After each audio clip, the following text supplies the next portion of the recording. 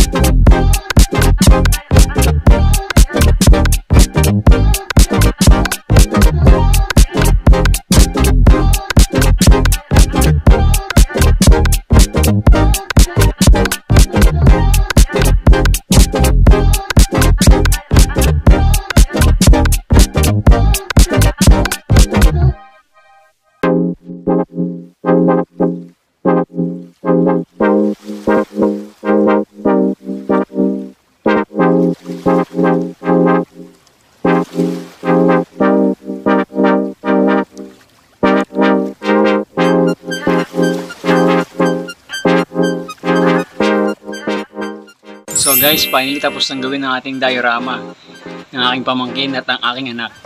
So ito na yung ating finished product. Yan. Yan na ang ating finished product. Kita nyo naman. Ito yung sa anak ko. May pink. May whale shark. May dolphin. May tiger shark. May tiger fish. May snake.